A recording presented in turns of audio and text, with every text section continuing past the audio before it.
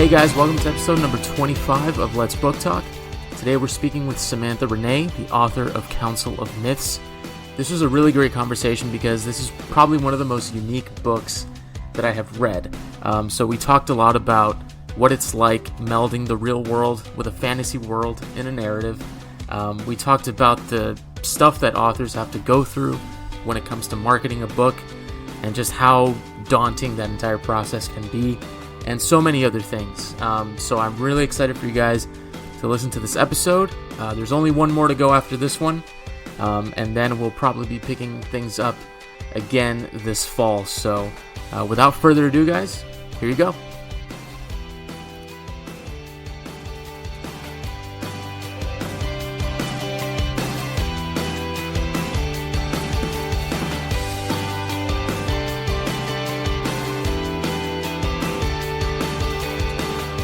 How did you develop this passion for storytelling? I have been writing since I was very young. I decided at 12 that I wanted to be a published author. So it's been a very long time. I mean, for context, I'm 31 now. So I mean, how I developed it at this point, I don't even remember. It's just it's always been something that's there. Mm-hmm. Now, was there any one particular thing that you gravitated towards while you were growing up? Maybe a particular movie, a particular book, or was it always writing for you? Just that idea of telling stories? I started out writing Star Wars fan fiction. I love it. I used to host a Star Wars podcast, so that's awesome. Well, with Star Wars specifically, was there anything about those stories that really resonated with you to the point where that was sort of your jumping off point to starting to write? So there is a book by Jude Watson called Secrets of the Jedi. Mm-hmm. And that book, it tells the story of how Obi-Wan fell in love with another fellow Padawan. Mm-hmm. And I'm like, sign me up. Yeah. And that was what inspired. Like, I know that's one of the things that really got me going, because this was around the time that the prequels are coming out. Mm-hmm. So, another massive explosion of Star Wars material. And that was one of the things. I mean, I don't remember when that book came out, if it had been out for a while, but at this point, it was like 2004, 2005. Mm-hmm. So, Yeah. that I know that was one of the things that heavily influenced me. I still have the book somewhere. I Yeah. don't know if it's with my stuff here in Texas or if it was part of some of the stuff I left behind when I moved out of my parents' house. And I'm like, I don't really need that. And I know that some of that is like at my uncle's house in Michigan. And I keep forgetting every time I go back there to go through my stuff. Oh my gosh, that's so awesome because, I actually just finished speaking with another author who, one of her big inspirations was The Empire Strikes Back and Star Wars in general, in terms of like her connection with, sci-fi and fantasy and just the way that those stories are told. And I was wondering, not only with the Star Wars part of things, but if there are any other inspirations in the writing world that have influenced your writing style at all. I don't know if it's necessarily like my writing style. I think what I've done is I've learned, a lot through and mostly through like television, like Mm, storytelling. mm, Um, like the do's and the don'ts, right. because like when a storyline gets bad reception or whatever, it's like these are the things you shouldn't do. Yeah. But like in like book stuff, I was always like, I mean, I read the Twilight series. It was a big inspiration on me. The Vampire Diaries books, even though I never finished them, I read the first few, and I mean, I was a sophomore in high school, I think, when the TV series came out. Hmm. Um, so that was kind of more around the time when I was reading those. As far as like the multi POV stuff, like definitely, the Song of Ice and Fire books, which Sure. I've never finished those either, but it's just it gives you good context on, how to write multiple POVs in the same story. Yeah. And I mean, that's a great way to just start talking about the book. So with Council of Myths, as I mentioned, from the very start, I was all in. I love the way that you were developing the world and introducing all these characters. Can you talk a bit about how that story came to be and what that writing process was like for you? It's a long process, because from the time that I had developed the original idea to actually publishing, it was a good 6 years. Hmm.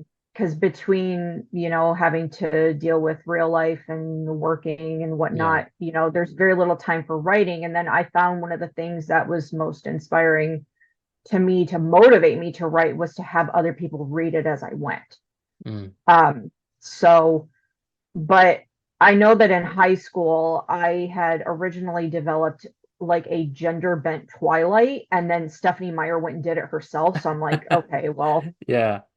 okay, that's out the window, I guess. But then I started trying to develop my own unique story in terms of, the things that I liked. Like I knew I wanted it to be vampires because I love vampires. Hmm. Um, Started looking at some other mythical creatures, like what species, what creatures can fit into this world, and then started getting some characters down, and it just kind of exploded from there. It's a wild process. Mm. Now, when we're looking at the cast of characters that are introduced, which what I loved about it is each one has such a rich background, and has a place in the story. And what I really loved about it too was how real everything felt and how the blend of the real world that we know blends into, the continent of myths and how everybody's sort of in on it. Everybody understands the references and whatnot. Um, what was the decision behind that choice of kind of having everybody in on, you know, w vampires are described in the traditional sense. You watch something like The Walking Dead, and nobody says the word zombie. Everybody says, walkers or whatever. So if you could talk a little bit about that, I'd be really curious to know how you came to that decision. Well, I knew I wanted them to exist in a world where I could, make references to the real world and, it not seem out of like totally out of context or out of place. Hmm. Um, and I really wanted to start in a world that could exist within our world because I like one of these days I will get to a world that, is completely out of this space that we know, but Sure. um kind of had to think about, do I really want it to be like they're hidden among us, living amongst us, or would it be a better idea to like put them on their own little hidden place? And that's kind of what ended up happening is, yeah, they can move about the real world, but Hmm. there's a hidden spot in our world where they're they're hanging out. Yeah, and I love that choice because it just made the most sense, I thought. And it just made everything so easy to wrap your mind around. And when we're introduced to Amelia, I really loved how relatable she is and how the way she was reacting to, being thrust into this situation and being thrust into this role, um, just how real it felt. Because I figure that's kind of how we would all react if somebody came, told us, "Hey, you're going to be the queen now. Here's all this information. Uh, Everything you knew is really not the case, blah, blah, blah." How important do you think is relatability in even a story like this that is, in that fantasy realm, but still has a lot of realness to it? I mean, it's super important. Like you have to be able to relate, even if it's on the smallest level, because if you can't connect with the character in some way, I mean, I just think that it's not going to be a story that pulls you in. You know, Yeah, no matter how good the writing is, no matter how good the storytelling is, someone has to be able to hook you. And it doesn't even necessarily have to be the main character. It can sure. be a side character, but just something has to hook you in. Yeah. No, and I think you're absolutely right because from the moment that you meet her, it's almost like the reader is right there with her. We're all finding out all this information. And, one of my favorite parts, which I actually messaged you about it, was reading Elijah's letter to Amelia, and I was sobbing. I thought that was really sweet and just a great way to not only endear him to her, but her kind of get a sense of the situation, the fact that yeah, this is happening, this is real. So with that, was there any particular part of the book or character or group of characters that you really enjoyed writing? Um, my favorite character to write is actually Alexander. Mm, He's my baby. He's everything. I love him. Um, his his stuff is just so fun, and it may just be because he's the one of the 12 that you could possibly be like, are you sure about that? Are you mm, sure this is real? Because I've always said that he's the unreliable narrator. Everyone else you right. can pretty much rely on. Even Bastian, who is he's a little sly, a little sneaky, but Yeah, it comes from a place of being genuine. right.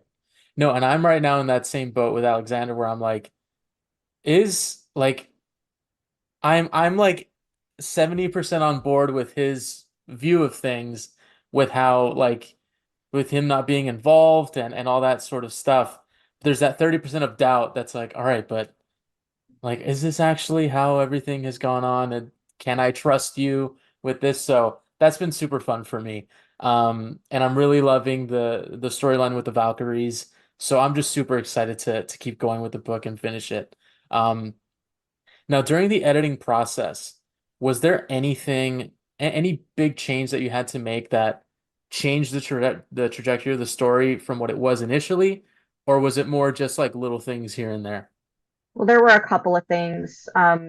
The first part is that when I was writing the original manuscript, and I had first gotten in contact with an editor, they were like, you probably have two books here and you just don't Mm, realize it.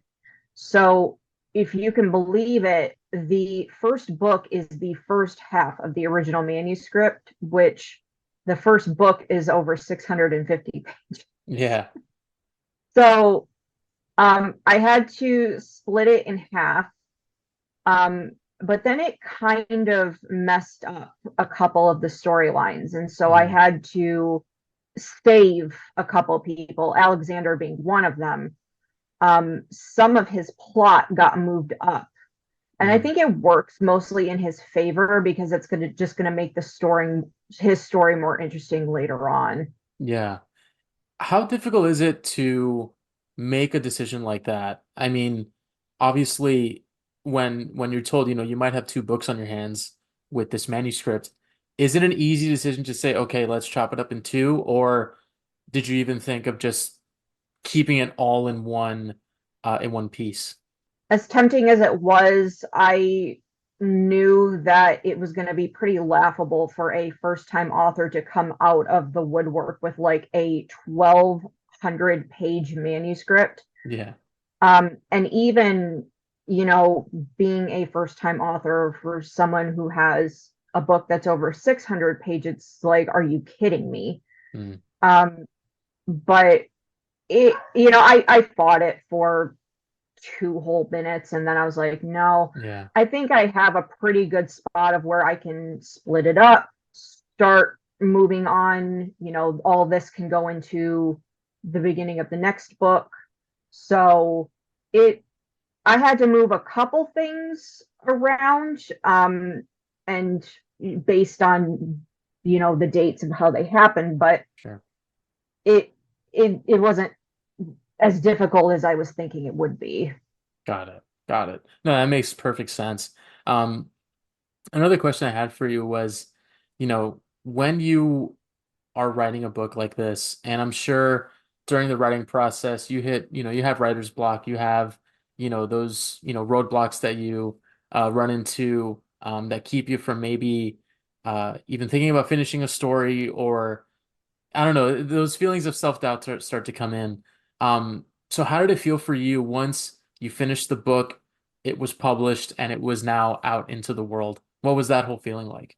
It felt great for about 5 whole minutes. Um, because then I realized that I had to market the thing.